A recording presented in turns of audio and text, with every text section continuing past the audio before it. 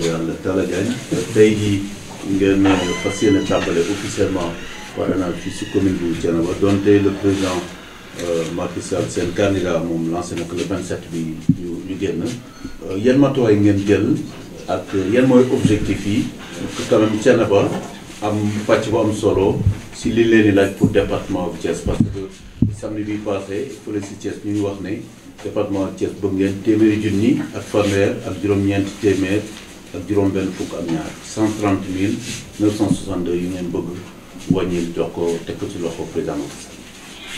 waaw jërëjëf Babacar ñi ngi leen di sant bu baax di leen gërëm defe naa li nga laaj tontu ci moom dina yomb mais dama yaakaar ni lim boobu nga xam ni moom la ñu wax ñun dañ koy dépassé parce que nag département Thiès kenn ku ne xam na ni coalition Benno Bokk Yaakaar moo ko contrôlé nit nag day jël la mu moom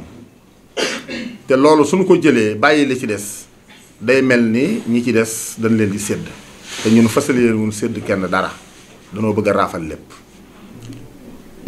li waral tey nag ñu def lancement parrainage bi fii ci commune Thiénaba mooy ni ngeen ko gisee ci télé bi ndax defe naa lii lu ko gën a rafet amul te it président Macky Sall lii la soxla am nañu yaakaar ni élection yi fi jaar bokkul ak élection yi ñu jëm ndax benn mbër la ñu am benn mbër boobu kan la mooy président Macky Sall loolu moo tax Abdou Gningue ak Bathie Ciss ak mboolem coalition Benno Bokk Yaakaar Adama Diop jiitu ca ñun ñëpp ñu àndandoo bokk ndey bokk bàyyi jàppale président Macky Sall mu jàll premier tour ñun li nu xalaat mooy lim boobu nga xam moom lañ lim ci département Thiès benn commune bu ko mën a jël yow rek di nga ko jël ñun nag li nu fësal yéene fii ci commune Thiénaba mooy ñun ñu àndandoo bokk ndey bokk bàyyi bañ a xiiroo bañ a ŋaayoo àndandoo benn équipe dem ci village yépp dëkk par dëkk kër par kër néeg par néeg du nu bàyyi dara lu ci làqatu di leen ko jël parce que nag jineen ko nit ñi ndax bu fekkee ni wan tey mënuñu génn ci biti wax ak askan wi kon li nu président sas den ci am xalaat mais nag amuñu ci benn xalaat lu dul dañ koy am 95% ndax nit ñi lu nu soxla ñi ngi ci bu dee ngénte yi ñi ngi ci bu dee dëj yi ñi ngi ci bu dee céet yi ñi ngi ci bu dee ndaw rabbin sax ñi ngi ci loolu nag li ko waral mooy jege askan wi bokk ak ñoom xalaat yi bokk ak ñoom soxla yi ndax bis du ñàkk xamal nañ tey jii den soxlawaat askan wi loolu moo tax bi nu yàlla dimbalee ñu teg nu fii ci boppu maire bi it ñu wëlbatikuwaat fabaat suñu bopp jébbalaat ko askan wi àndandoo ak ñoom ndax xam ne yàgg-yàgg président Macky Sall dina soxlawaat président Macky Sall moom mu soxlawaat nag ñu war a delluwaan ci askan wi loolu moo tax daawul tàngam lu dara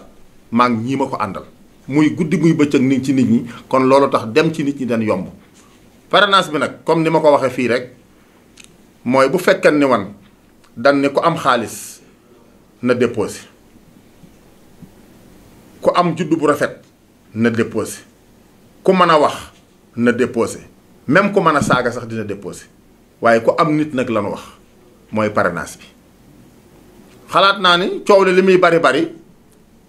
képp koo xam ni mënoo am 2000 signatures ci par raison waroo laajum réew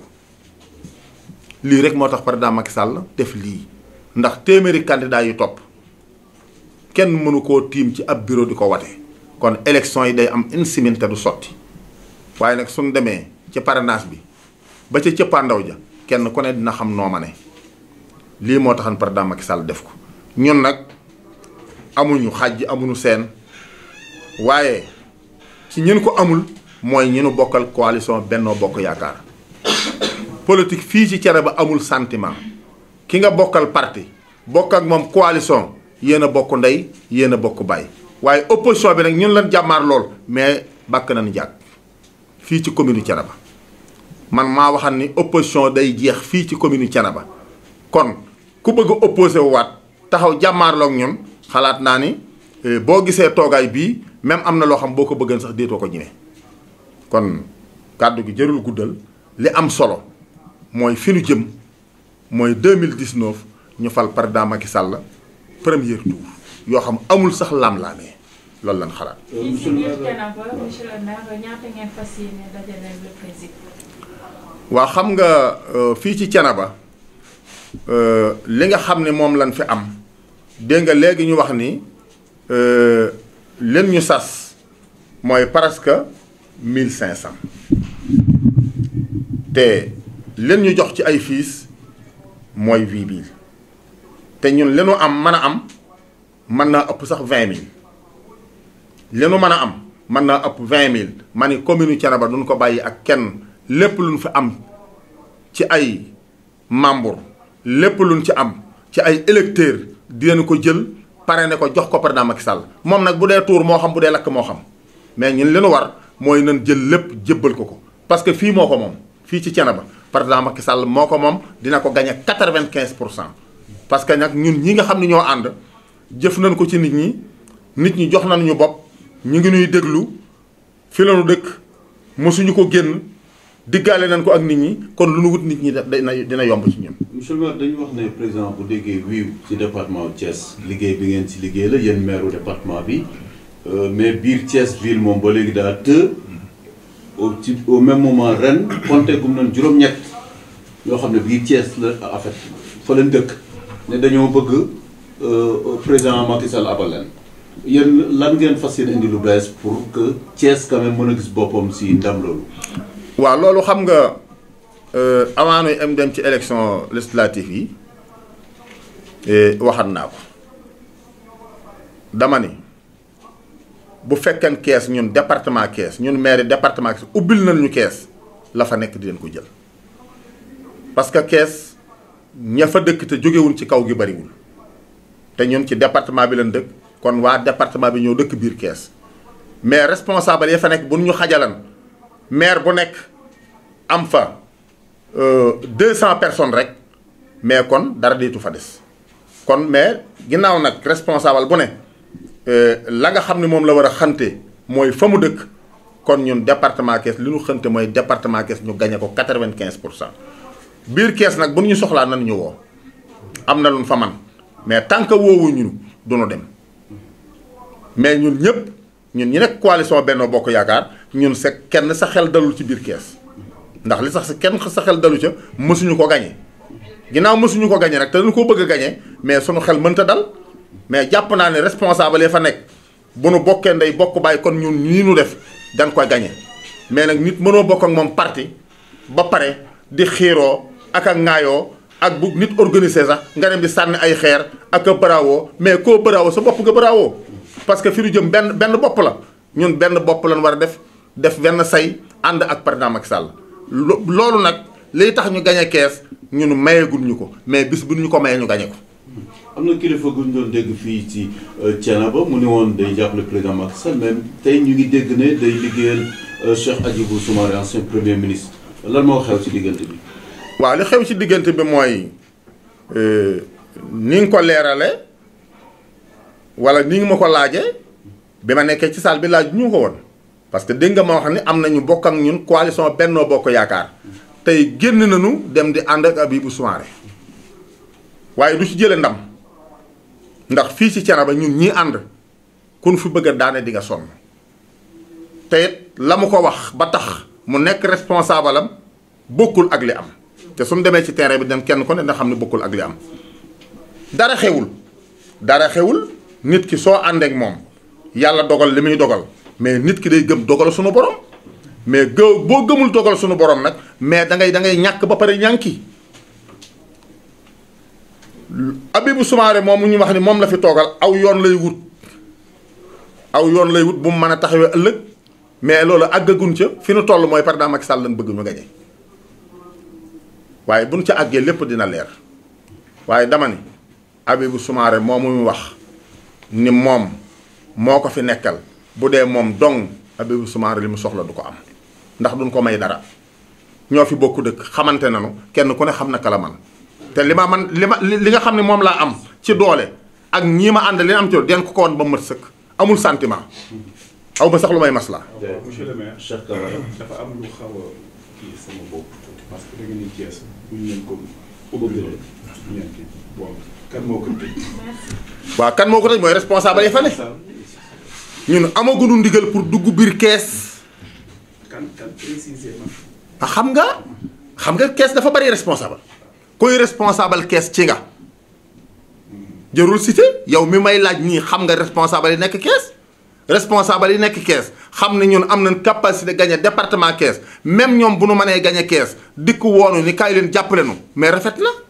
mais defuñu ko kon te ñun amuñu droit dugg kër jàmbur te ubbi lu buntu ba lanu bëgg ñoom loolu lanu bëgg mais nag duñ dugg ci kër jàmbur di fa def dara mbaa ñu fi wax dara su boobaa ñoo tooñ. am nañu àndan ci coalition Benno Bokk Yaakaar génn ñëw fii ci sama commune di fi wuti nit mais dëkk ba nu dem ban àggee dan maa woo ni ki fi ñëw ndax yaa ko yebal te dafa làqutu nit ci coalition bi ba tey ci laa bokk génnan naa waaye ñëw naa mais loolu waxi naa fekk la nit ku ànd ak moom danga naa ànd na ma ak moom ku àndul ak ma ne ànduma ak moom mais ku nekk ministre ñu dàq la nekk ministre ñu dàq la tax ngay sànni xeer ber sa yoonu bopp boo ñemee danga naa fàng ni ànduma ak diw mais bi mu ko waxee ñooña nag ñu mu leer leen ni kii li muy wax doyu leen dañu jël seen téléphone woo ma ni ma diw ñëw na fi yónnee na fi nee na dellusiwaat na ci coalition Benno Bokk Yaakaar mais ay signature la bëgg may leen su bëggee ay signature na làqu ci sama ginnaaw su ma amee bu desee ma may ko. monsieur le maire gis nañ ne les leaders yi nekk ci commune bu Thiénaba xiiroo beeg ngaay bi bari woon na lool ci jamono ñu génn est-ce que woote bii nga woote tey dajale leaders yi nekku na da ngeen a tiit ne bu ngeen continuer ci loolu président dafay ñàkk fii commune bu Thiénaba. waaw xam nga Thiénaba kuy tiit mosu fee juddoo Thiénaba gii kuy tiit mosu fee juddoo xanaa wutay xalaat kay moo fi ne mais ñun genn kilifa lan am te moom moo wax ne xiiroo ak ŋaayoo bi soxlaatuma ko. mais xiiroo ŋaayoo kay xanaa looy xëccoo man nekkuma candidat Abdou ñu nga nekkul candidat Bathie Ciss nekkul candidat kan moo nekk candidat président Macky Sall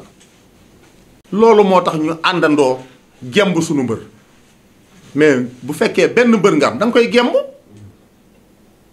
mais nag bu fekkee làmb ji dafa sàjj nag te ku mu neex nga samp su ko boobaa ku nekk yanu sam dënd teg ci suuf mooy élection locale wala élection député yi parce que kenn ku ne am na droit dem wuti man maire laa mais su ma neexan élection député yi du ma ci ànd damay samp sama ndënd waaye xam naa yi du ma am dara parce que li ma mën a am Thiénaba mais mënuma may ma nekk député waaye tey nag amuñu boobu xalaat li nu am xalaat mooy président Macky Sall lan bëgg mu falu moo tax xiiroo ŋaayo bi amatul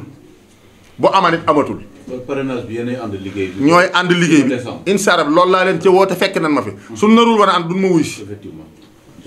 man la Abdou Gningue au conseiller waaye nag di aussi ndawul le khalife général Baye Cheikh Ahmed Tidiane Seck di leen sant yéen ñëpp di santit monsieur le maire ci woote bii mu wootee. bisub tey dañoo jóg ngir président de la république ñun ñëpp itam ñu ànd jóg pour jàppale président de la république ndax ndombay tànk yi ñu am jaare ko ci moom jaare ko ci xalif général Baye Cheikh Ahmed Tidiane Seck waaye jaare ko ci yeneen responsable yi nga xamante ni yàlla jox na leen ndombay tànk waaye ñu nekk Thiénaba nag yàlla da koo baaxee dañoo am kilifa ba tax na lépp loo xamante ni jóg na ndigalul kilifa loolu ñaanu kilifa googu day tax benn coow du ca am yàlla da cay def jàmm ak salaam ndax ndigal la ñuy déglu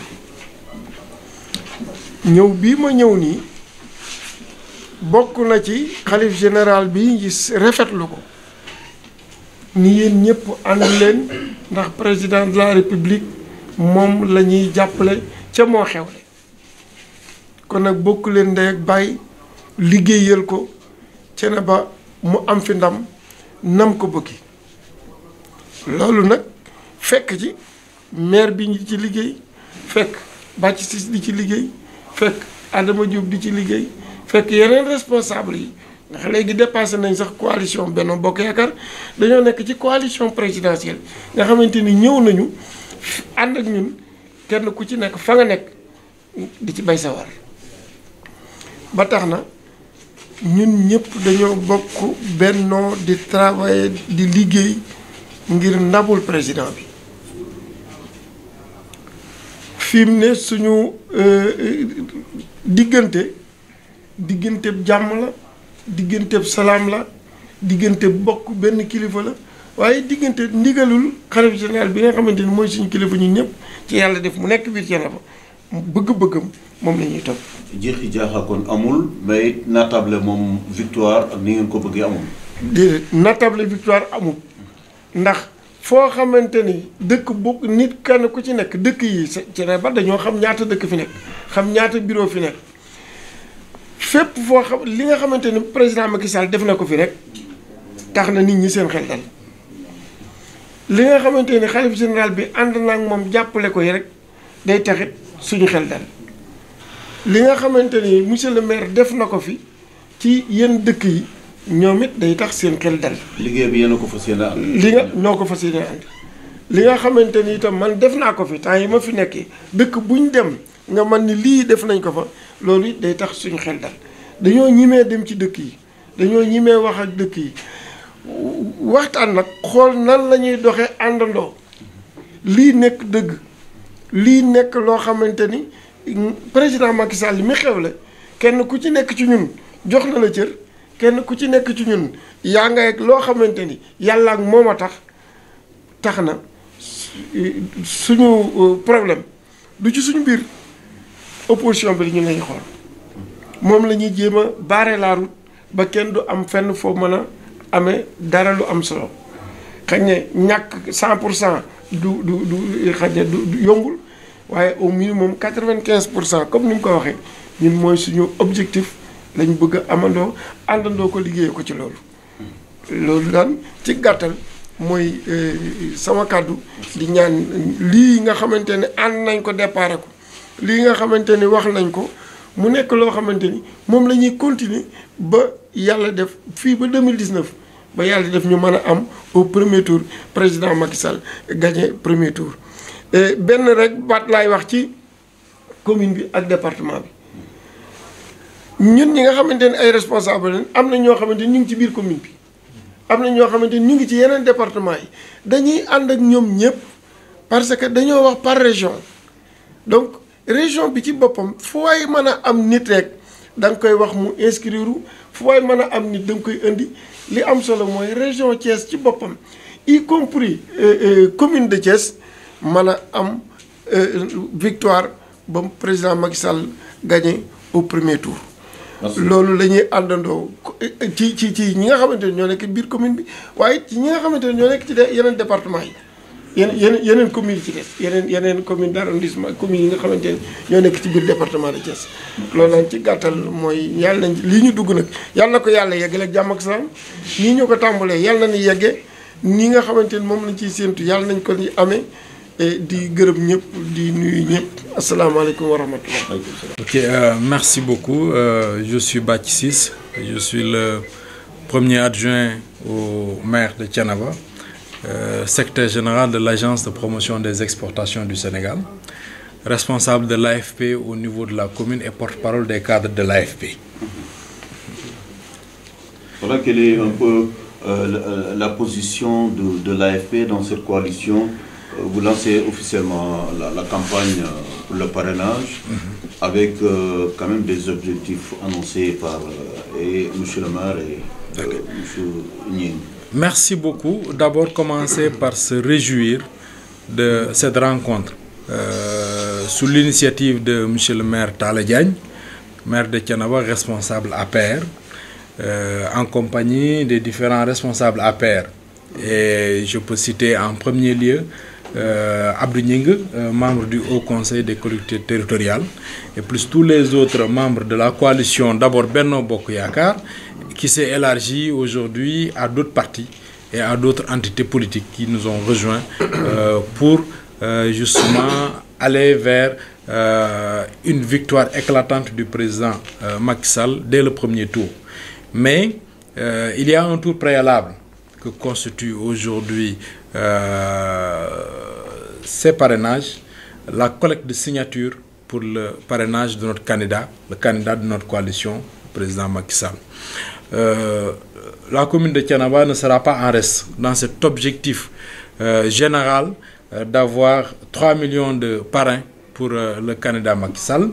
Dans le département de Thiès, nous avons des objectifs que monsieur le maire l'a rappelé tout à l'heure et nous allons dépasser ces objectifs-là parce que nous travaillons de sorte que plus de 50% des gens qui sont inscrits au niveau des listes électorales et qui sont dans la commune de Thiénaba puissent être recensés au niveau de nos parrains. Et nous y travaillons la main dans la coalition élargie aux autres entités et nous ne nous limiterons pas tout simplement aux partis traditionnels qui sont dans la coalition, mais nous allons élargir nos bases politiques parce que nous avons une base sociale très large et justement on parlait tout de suite du département de Thiès et de la commune de Thiès. Aujourd'hui la commune de Thiénaba a ses tentacules au niveau de la commune de Thiès ainsi que d'autres communes que sont les communes de Noto, de Pout, de Keur Mousso qui peuvent bien intervenir au niveau du département de Thiès. Mais ce que je voudrais préciser à ce niveau, c'est que de 2012 à maintenant, je pense que toutes les élections qui sont déroulées, la coalition Benno Bokk Yakaar les a gagnées haut la main. En tout cas au niveau de la commune de Thiénaba, nous avons gagné haut la main toutes les élections qui sont déroulées de 2012 à maintenant. Cette élection-là ne fera pas exception. Nous referons mieux que ce que nous avons eu à faire durant ces dernières élections. Et pour la première fois, durant les élections législatives de 2014, non, législatives de 2017, le département de Thiès a basculé pour venir dans la coalition Benno Bokk Yakaar. Et ça, c'est le travail de tout le monde, aussi bien du département que de la commune. Ce que je voulais préciser à ce niveau, c'est que si même on perd au niveau de la commune, nous pensons que le département fera basculer encore tout le département de Thiès, y compris la ville de Thiès, au niveau de la coalition Benno Bokk Yakaar. Donc nous avons une approche plutôt systémique, où nous pensons que si nous gagnons le département très largement, quels que soient les scores, quelles que soient les difficultés que nous allons avoir au niveau de la commune, ou bien au niveau des différentes communes d'arrondissement de la ville de Thiès, nous arriverons quand même à garder le département de Thiès dans l'escarcelle de la coalition présidentielle. Au-delà du département, la région de Thiès. Parce qu'aujourd'hui, l'entité la plus pertinente au niveau politique, c'est le département. Et l'essentiel des maires du département de Thiès sont dans la coalition. Et nous pensons que nous allons dépasser les objectifs. Le défi est énorme. Parce que plusieurs candidats, et les candidats les plus sérieux de cette élection, certainement viendront du département et de la commune de Thiès. C'est pourquoi nous pensons qu'aujourd'hui, il est temps de taire les querelles au niveau des différentes structures, mais aussi au niveau des différentes villes, pour aller ensemble vers ces élections-là, pour avoir le maximum de parrains. Ce sera notre premier tour. Donc, pour les élections proprement parlées, ce sera une promenade de santé.